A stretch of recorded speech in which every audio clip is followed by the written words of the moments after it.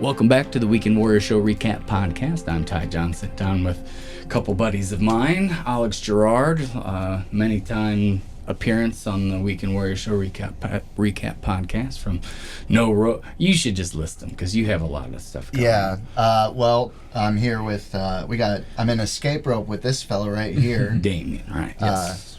New band, NoRobot, Dusty Lemons.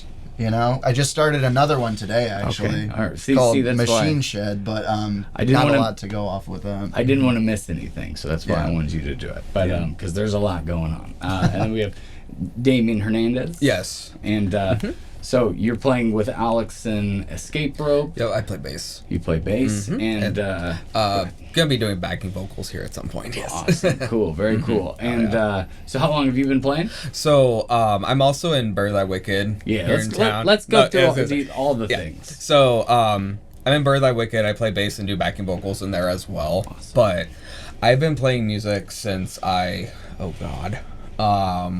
like 5th grade. I actually started out playing trombone. Oh, nice. Yeah, it was awesome. It was actually really fun. I did that for like 5 years or so, and then during that time when I was 12, I got my first bass guitar. So then I started learning that way, and then... And you were already familiar with that low register. So. Oh, yeah. And I know how to read music and stuff, right, so... That helps, for sure. Yeah, that was fun. I didn't end up doing marching band, though.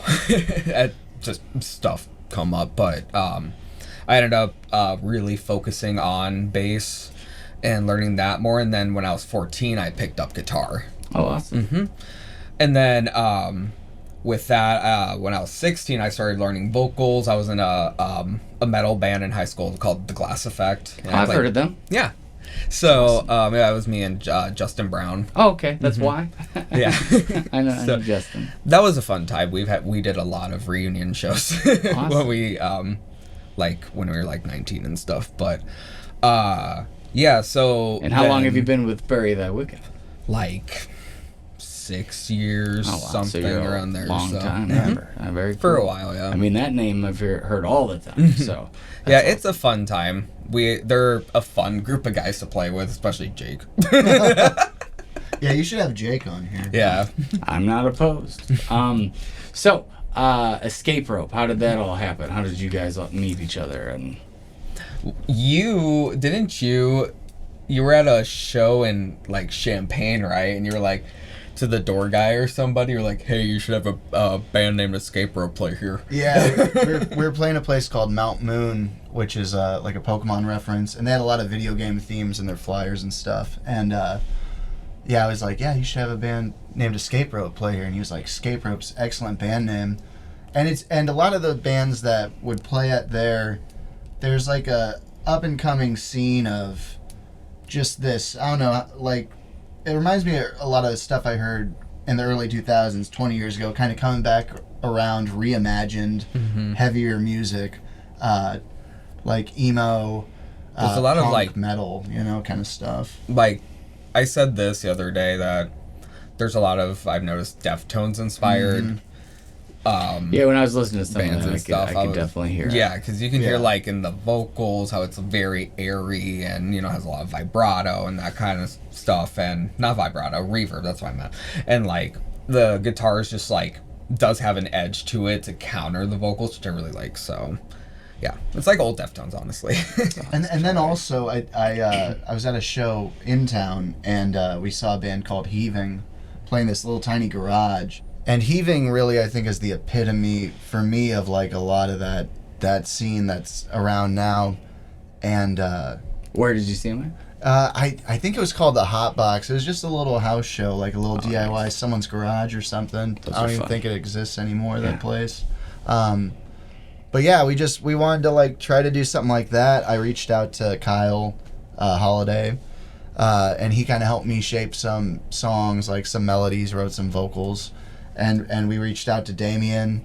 You and I had talked about already doing music for a while. We always needed a reason to get together, We're always like, we should be playing together, let's jam sometime. Okay. But it's like, we just didn't, I don't know, we never did meet up. And then we finally, it was just like, it's like, hey, me and Kyle, like, kind of did this. Like, we really think you could, like, add to it. And and Mike McKenna we hit up too, and we just Is that the drums? Yeah. Mike's a beast drummer. Awesome. He's actually the leader of the band. Oh.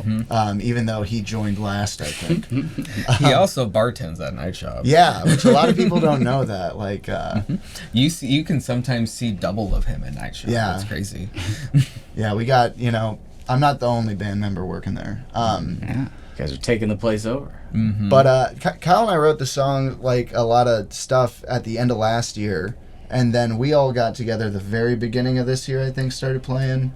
And we've been playing shows since, like, March. And we just recorded a lot of what will be our first EP coming out sometime this year. That's exciting. So, where you same place you and NoRobot recorded last time? Yeah. And Tone Good Studio up in Urbana with Mark Wyman. Awesome. Yeah. And you said you've gotten most things. You got to go back and retrack a couple little things, but you're pretty much right there with it. Yeah, just a little bit left, and then we got to figure out the mixing, artwork, all the other stuff that goes into it, But we got a good majority of it done. We spent a full day up there. We got It's a good, 10 hours. Yeah, It was a fun time. Got about all the songs mostly done. We just need to get more vocals, do a little more bass. Yeah, I want to clean up some bass lines and stuff. Awesome. And I think that's it. Yeah, I was listening to it with you guys last night. It was sounding pretty top notch. Just getting there for sure, and definitely a different genre and a different feel. And I think it should be cool. I'm excited to hear the final product. I've kind of gotten the privilege of hearing some of those really early, the computer demo kind of sound of the songs slowly starting to form, and then last night, well, you've sent me some since then that were a little bit more polished, and then last night they're right there, and then They're punching. yeah, so then all we got another couple more sessions, you guys will be all set. Yeah. That'll be good. And then do you guys have any shows booked or planned? Have you played any shows? Yeah, we have one this weekend. Oh, okay. Tentatively, but yes. One this weekend, and then that one we're still trying to figure out the venue situation. But then we definitely have one on the 24th. We're actually playing with Heaving. The Night Shop, or No, it's a different venue. Okay. Where is it at? I think I don't know if it's at a house venue. I believe it's just called Ty's Place. I don't know if there's another name with it. But Yeah, I think that's what it's called. yeah, DM for the address on that. Yeah. But yeah, when we started this, one of the main goals was to play a show with Heaving, to play at Mount Moon, do things of that nature. So it's really exciting to actually get to fulfill one of those, because they're really killing it right now. They're doing a great job, and I think it'll be a big show. They just played at the Castle Yeah. recently. Yeah, that show looked crazy. That show was packed. it's awesome. Castle's a fun spot for Oh, yeah. sure. And Bury Thy Wicked have played there, right? Yeah, we I've played seen- there with, I feel like I've seen that name on the marquee a few times. So Yeah, that's cool. We played there, I think it was 2 years ago. Oh, yeah. Now. Yeah, and it was with Blind Equation, Carrots Gold, I've and Carrots Gold. I know. we opened for Wednesday 13. Okay. Very cool. And did you enjoy that show? Was it a good That time? was really fun. I gotcha. That was a fun time. It was nice seeing everybody in the front, Yeah. everybody just taking over the whole space.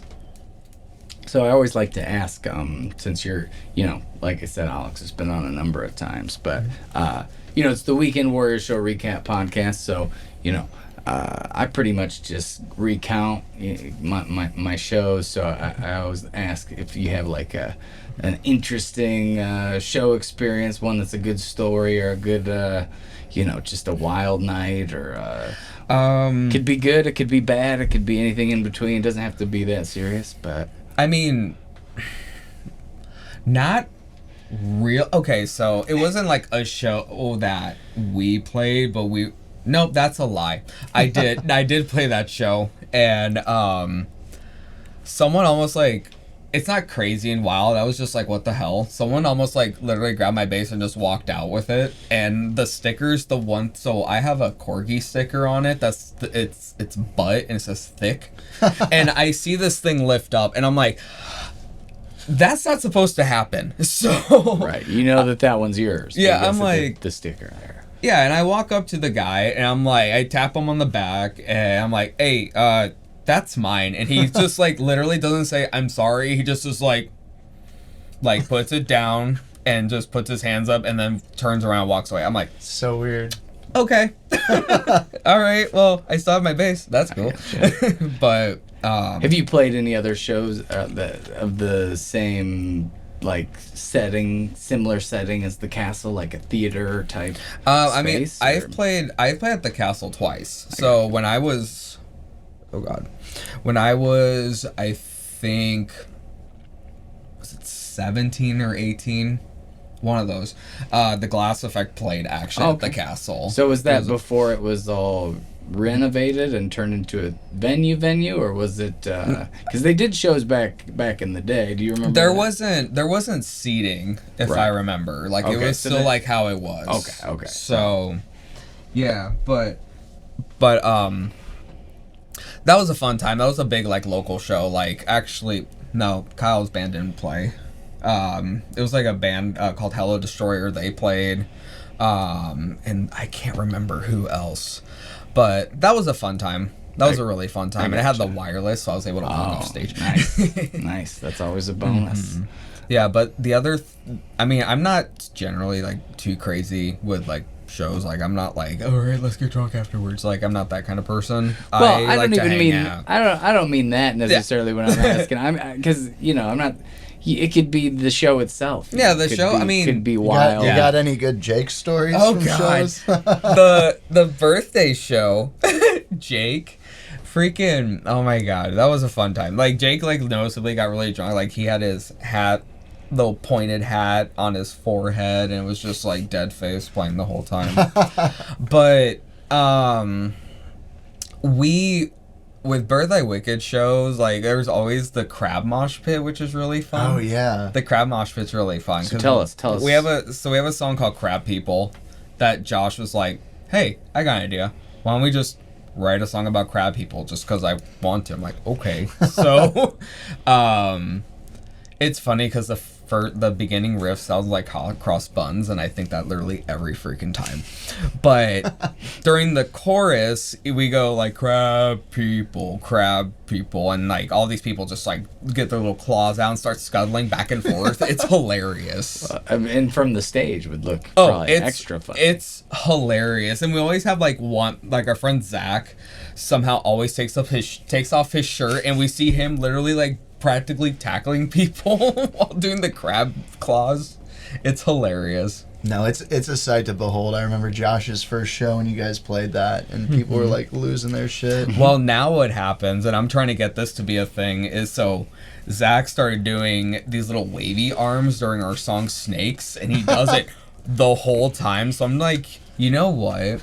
We should just get all the local bands and just see who can have the craziest, like, dumb mosh pit. Like, we got the crab mosh pit. We have the snake mosh pit. I want to see people do the roly-poly mosh pit. I like that. I like that it's getting the crowd involved. And Yeah, that's just fun. Yeah, it's that's just- the fun part. I feel like that's a big part that I don't ever think about trying to. I mean, that's like above and beyond get crowd participation. So, Right. like, how does that even get started? Like, during that song, did one of you guys just get that? Like, how did people No, know literally- to even do that? I don't even know. They At just some started point, doing it. what I saw was just people just started literally doing little crab claws, and they were just doing that, and then it evolved into Over how time. close can we get to acting like a crab? Yeah, it was because it was like the first time you guys played that song. People just did it. It was You just know, people intuitive. they just get it. Yeah, it just it a fun works. time, You yeah. know. What about you, Alex? Have you had any interesting shows lately? I mean, I know you've been playing quite a bit, right? Oh yeah. Lately, I don't know if I've had anything too crazy lately going on. You know, there's a lot of times there's often something that doesn't go the way you plan, and you kind of got to pull through it. But I don't know. I don't know if I can think of something really, really interesting lately that's been going on. Everything's been, we played some big shows when we were playing Night Shop, playing for some touring bands and stuff. Nice. And Well, that was always kind of cool. the But- Buzz Bomb one was interesting Oh, in that the was cool. setup Yeah, of it. that's true. That's one. Who is that with? So it was in Springfield at Buzz Bomb Brewery. It was with I played like a block away from there on Sunday. But anyway, It was like, Go on. was it Life and Idol? Yeah, that was that the one? touring band that was coming through. Misery Garden was the one I think who Yeah, that's might have suggested that's Johnny's us. band. Yeah, Johnny and what was the other one? They were all so good. Like, who am I forgetting? I'm forgetting someone. that's okay. But We'll try to we'll paint- add that in post. Yeah. There we go. It'll be Right. a nice overdubbed. Alex. I'll just like pretend to mouth something. Mild There we go, cartoon perfect. violence. And then we'll You just get the put it in there band later. Yeah. and I'll get that knocked out. Yeah, But it was great playing with. Mild cartoon violence. They sounded really good. And I played at Buzz Bomb actually. Were you upstairs then at Buzz Bomb? Okay, because that's where I always they always have like I do a small setup, one man band type thing. But where exactly was it at Buzz Bomb? then? So- 'Cause the downstairs isn't really set up. For It's that. kind of small, right? It was the downstairs. Okay. Yeah, Yeah. so what was it? They opened up the door because it's like a garage door. Right. And Okay. I can picture that now. so Mike was set up in the corner of the front, and Kyle was right next to him, and then Alex and I were on the opposite side, and there So- was a little walkway. Yeah, people had to walk between us to get to the bar, but everyone we were playing to, because we were right in the garage door Bay Area thing, like everyone was sitting outside listening. Oh, So- okay. And that was cool. I actually enjoyed that. I Yeah. think that setup was just unique because like for someone that's got the show, obviously not playing, you can get your camera and you can just like walk through, Right. And like it's just immersive, and I'm like, that's cool. And they were really great to us. Like, you know, they paid us even though they weren't charging door. They comped Our everything. drinks There you and the food too with that because they have that restaurant now. Yeah, they have. It's Was it Asian It's Korean like a barbecue or Korean something? fusion Yeah. something. I think that's probably new since I've been over there. Yeah, they said that it was new. But Yeah, Mike said it was great. Yeah, I definitely want to go there again. I was really I didn't know what to expect, and it was cool. I never played Springfield before.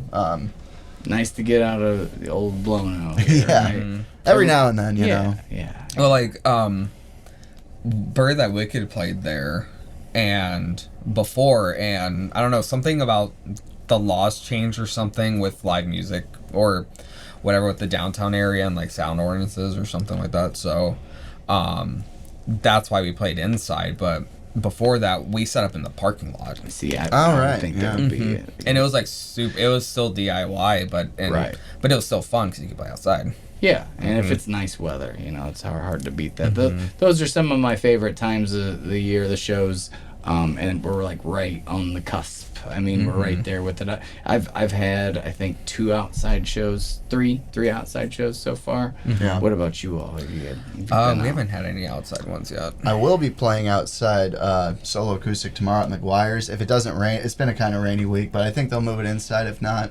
But yeah, it's starting to get there. They just set up the outdoor stage at Night Shop, so Yeah, I think I've seen some pictures or videos from them doing that, so that's cool. Yeah, their outdoor stage, I actually really enjoy it. Yeah. Especially the space because it's long. Yeah.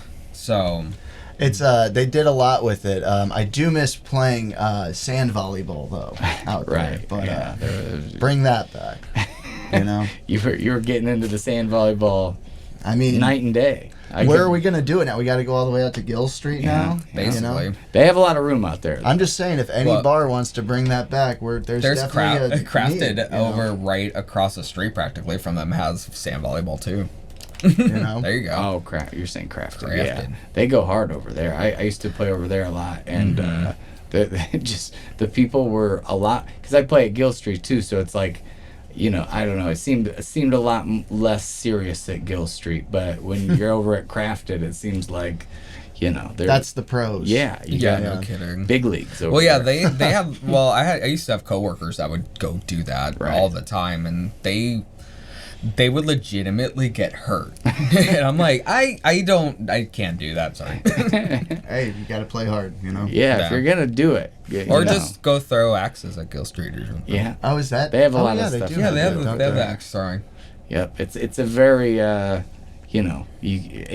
kind of bar. There's a lot of things going on there.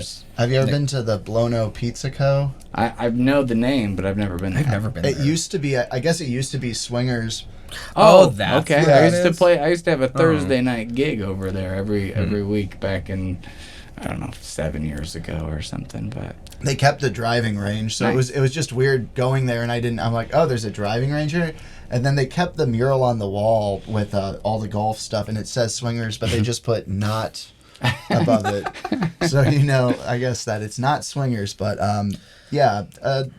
interesting gimmicks, I guess. yeah, There should be quotes around not. Yeah. interesting. Leave your key at the door.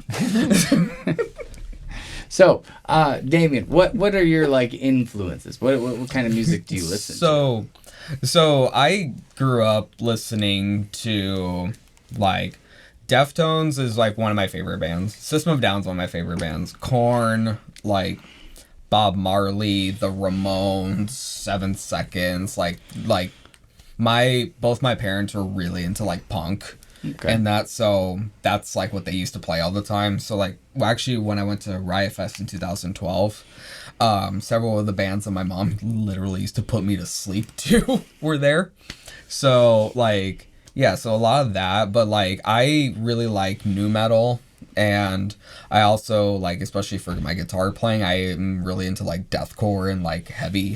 So what are some guitar. bands that you...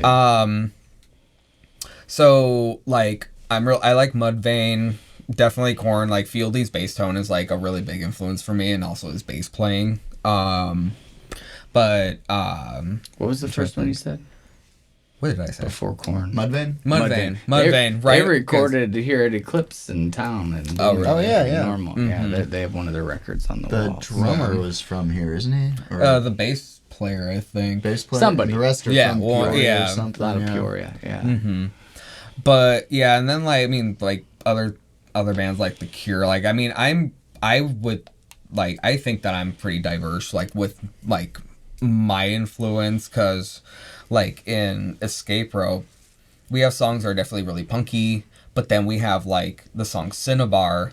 It kind of gets bluesy-ish, and then I'll do a really nice funk slap bass line or something that. Yeah.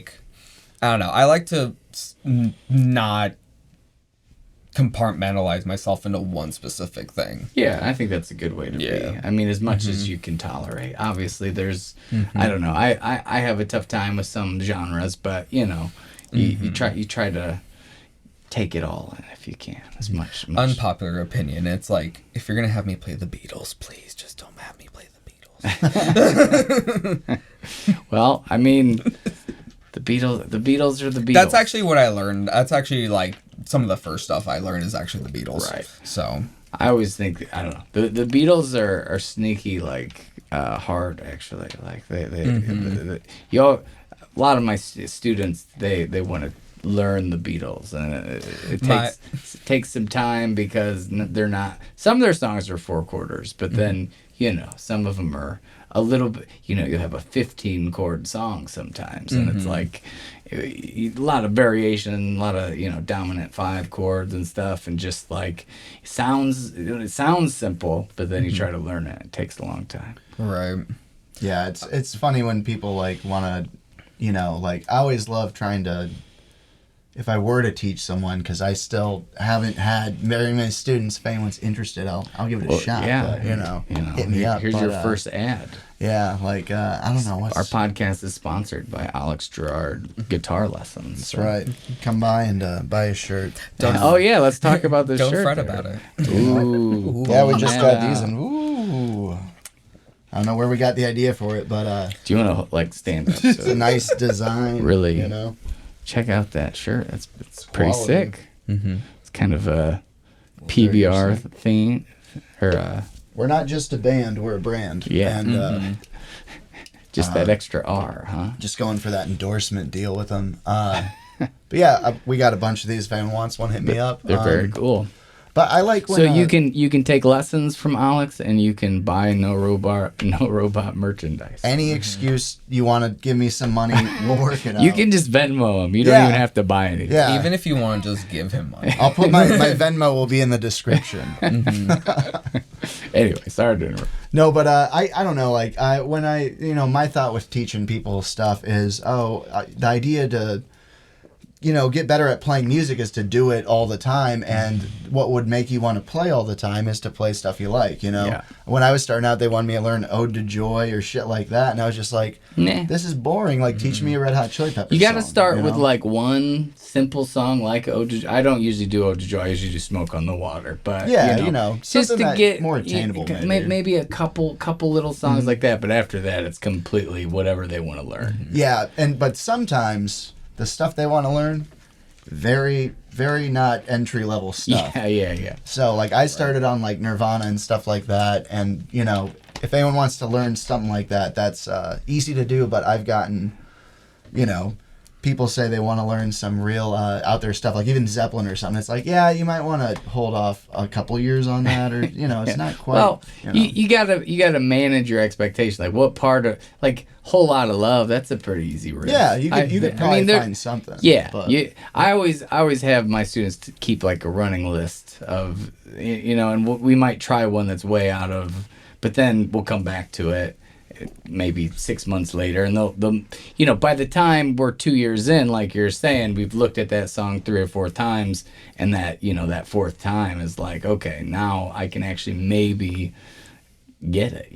It was funny. I did have a couple of lessons, I will say, and one of them I don't think they took to the guitar. I think was so we didn't continue, but they wanted to learn some like Townes Van Zandt or like Cat Stevens or something. So I was listening, I was learning it, and then I got ready to give the lesson on whatever song, and they couldn't fret the guitar. So I was like, oh, I didn't even realize you were that much of a beginner. Yeah. There's a lot of other stuff, I guess, before you even get to that. Yeah. I mean, you're thinking 2 to 10 note easy melody type things right out of the gates. Nothing, maybe half of a riff. To that point, Ode to Joy, I guess, isn't that bad of a right. option, When you put it like that, you have to start with one of those songs. I don't know. I just Smoke on the Water is such a cliche. You're triggering me with Smoke on the Water. You have to. It's a rite of passage, though. You can hate it all you want, but you have to learn that song. I feel like as a guitar player, the amount of people that are like, when I started playing guitar, they were like, "Do you know how to play Smoke on the Water?" Is ridiculous. Or like it's like people yelling Freebird at a show. My acoustic shows, I get that all the time at my acoustic shows. Do you know what I do now when someone does that? I'm like, hey, this guy's giving out free birds. Like, I just turn it back around on them. I'm like, hey, everyone, look at this guy. He's giving out free birds. My method lately is I know like the general chords and like one stanza, so I'll do that and then do a really bad job, and I'll kind of drone it on, and I'll do the what is the, I can't remember what the line, but I'll hold that note for like way too long, and like I'll make maybe a little direct eye contact, and at the end of it I'll go, it's his fault. He made me do that. I didn't want to do it, but that's the way to go about it. I think your way is definitely better. I mean, any way is better than actually playing the whole song, probably. But when somebody actually does play that and they kill it, it's pretty. That's the thing too. It's a hard fucking song. I can't do that. Yeah, I'm not good enough to play that. I saw Jacked Up in Empty Bottles. I think it was an open mic I was running. Really? Like years and years and years ago, and they showed up at the very end and they did like a little set, and I think it was Michael Klug, played that solo as good as anybody, like it was way better than I could have even attempted. But I mean, it sounded pretty dead on to the those guys rip. Yeah, and they'll go deep into the cover. You know, they'll do a full tribute set, and they'll like learn it like the right way. I'm kind of lazy with my covers. Yeah, so I don't really- same. But like sometimes you're like, oh, I'll just I make it my own. But sometimes it's just because like I can't do the I can't do the hard things. Yeah. Right. Fuck it, I don't know. Yeah, it's my originalness. Yes, not my lack of ability. Or It's- laziness or anything else. Yeah. It's I'm just creative, but I actually suck. just my own little stance. creativity is the excuse for the laziness. for Exactly. sure. I learned it this way because I'm creative. Yep. I'm a own person. I'm my own brand. Right. It's kind of like when people think learning theory will take away from your, Oh God.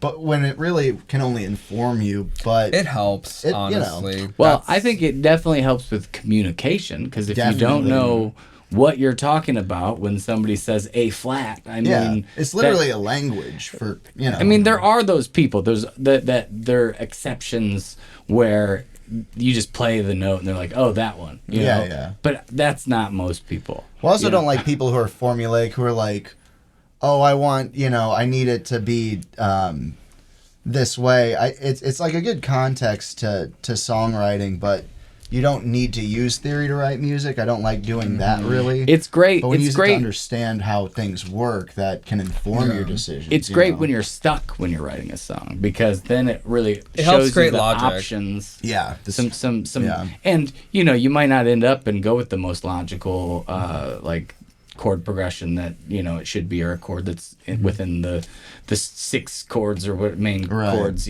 but it at least gets your wheels spinning a little bit in some ways. And just, I don't know, with the teaching stuff is like, I would have never even been I don't even want to say half, like a tenth of the guitar player I am, because I teach, because I've had to go through those very basics, so many times. That first lesson, that first year of lessons, that stuff gets like in your bones, in your DNA, and then you have to be able to express it in like a digestible way. Yeah. You have to know it. You have to, it's a different kind of knowing than like just you think about it and you got it, but when you have to like say it in a way that a person can completely understand, and know where those kind of pitfalls are with your explanation.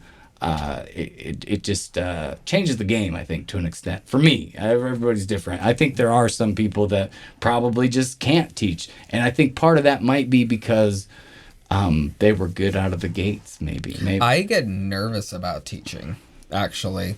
So I've never actually given lessons with like bass or anything. I've helped people, but like That's how it starts. I Yeah. mean, I taught.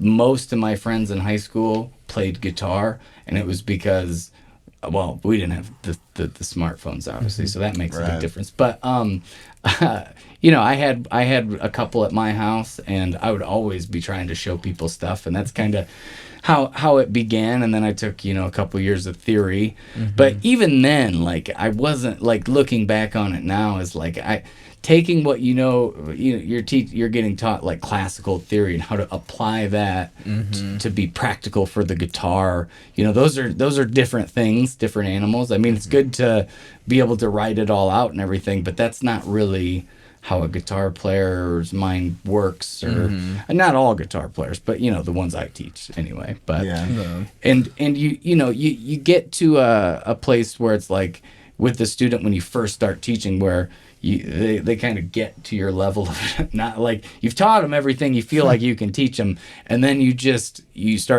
like, I gotta learn some new shit, like, I gotta, and then you do that so many times that you just have this bank of material always, and it's fun too, because you get to see not always, but you see the kid progress, and eventually, hopefully, at some point, they'll kind of get to you just feel like you can't teach them anything anymore. the only thing that I think, so I taught Spanish for 2 weeks because I was not cut out for it. It was for kids, but I did teach my little brother. The closest thing to teaching would be like showing him like a little like riffs or something. Yeah. Like I showed him I show him a little like piano melody like recently and stuff. So like that's the closest thing. And my little brother's like is artistic and musically inclined and stuff, and he's like willing to learn. So I mean, I think that's him being my little brother and him actually expressing interest is nice. You know what I mean? Because like I mean, some people I feel like they get forced into it sometimes. Absolutely. Right. Yeah. And that's never a good way to start. Oh, God, but no. sometimes, you know, they'll catch the bug, like in their parents will make them do it for like a year, and then a year and a half in, they're like, oh, this is actually really cool that I can do this. That doesn't always happen. I took like you were saying at the beginning, Alex, about you took some lessons. Did you say that you took some lessons? Yeah, when I was like 10, when I got my guitar, I started taking lessons too. So I took lessons probably 8 or 10 somewhere. I got a guitar for Christmas, wanted it really bad. You know, my mom got it for me so generously, and she got me lessons. And I lasted about 2-3 months, and it was like once every other Thursday or something like that. And everything about that taught me what not to do as a teacher, I think. Yeah. Because it was all kind of the stuff you're saying. You have to learn these songs that you don't even want to learn, and I didn't ever feel like I came back like knowing anything. Like retention is pretty key when you're trying to learn an instrument. But you learn guitar to like not, you know, like you're not like in band or the things you're doing there. You want to play like the songs you hear on the radio and stuff. Absolutely.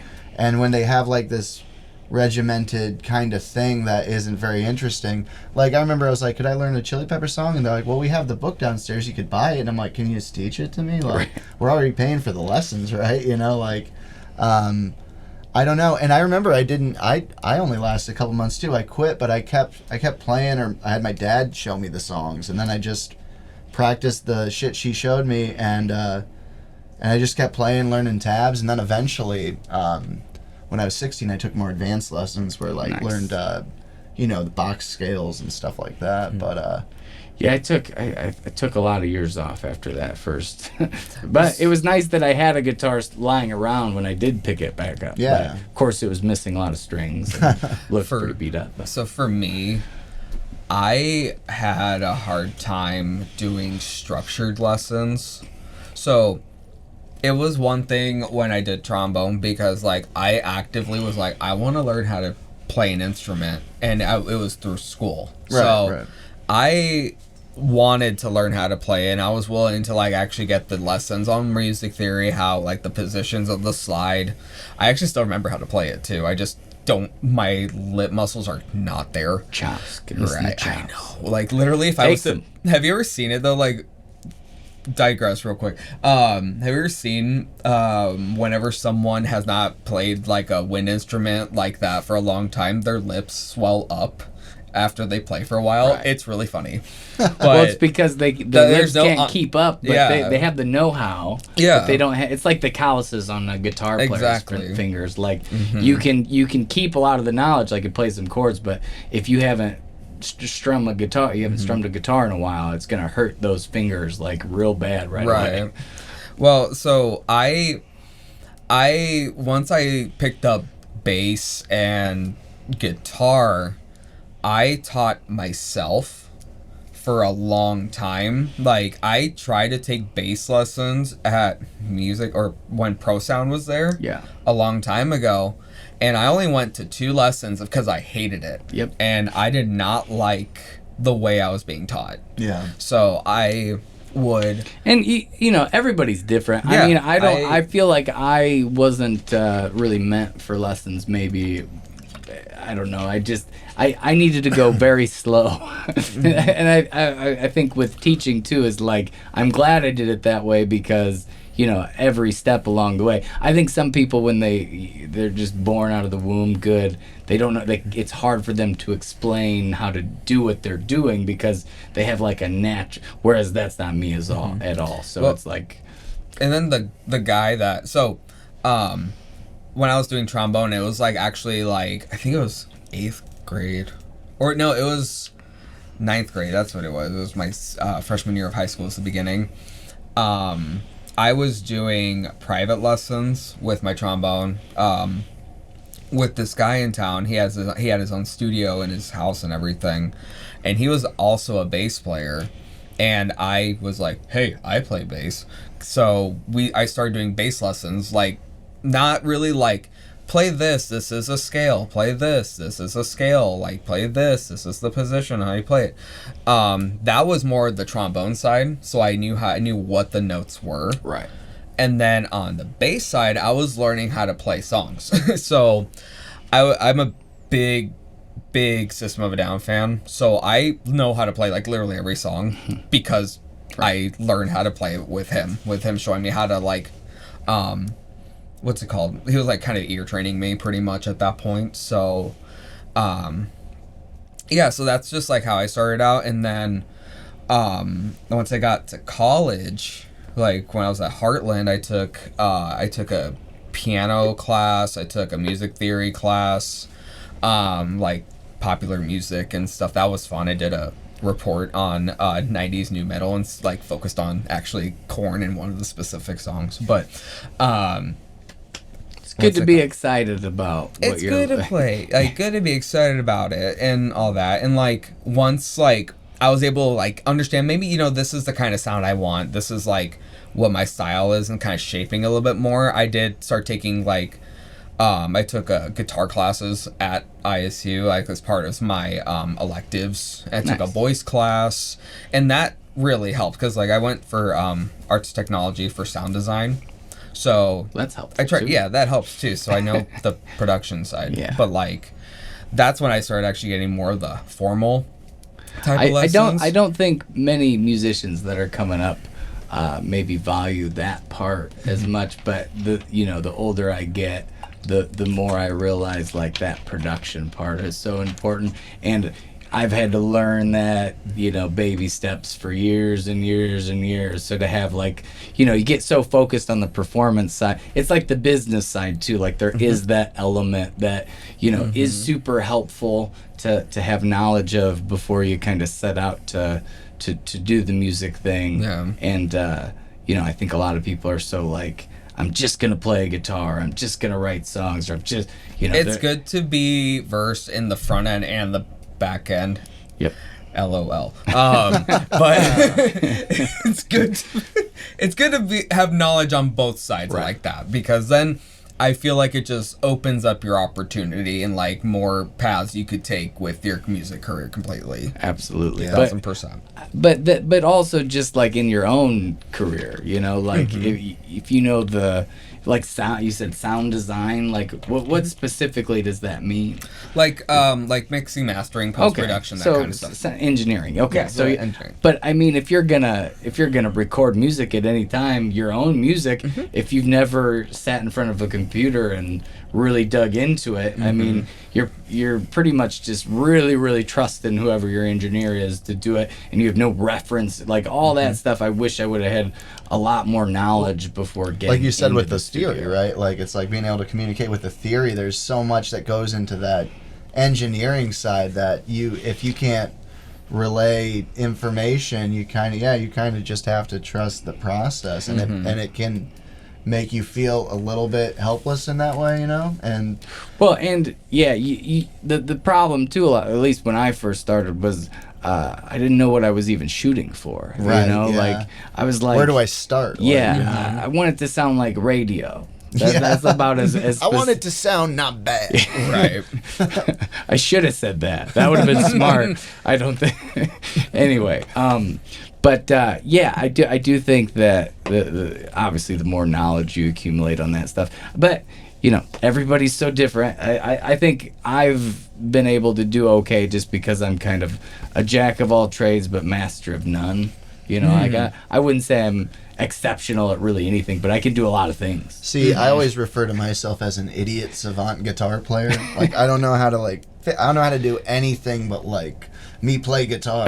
Right. And, well, it's pretty much what we were just talking about. Being hyper focused on the instrument. But in your case, it's made you a very, very good guitar player, a phenomenal guitar player. So I try to surround myself with people who know more about that other stuff than me, so I can learn more of that stuff. Like I said, like pick up little tids here and there.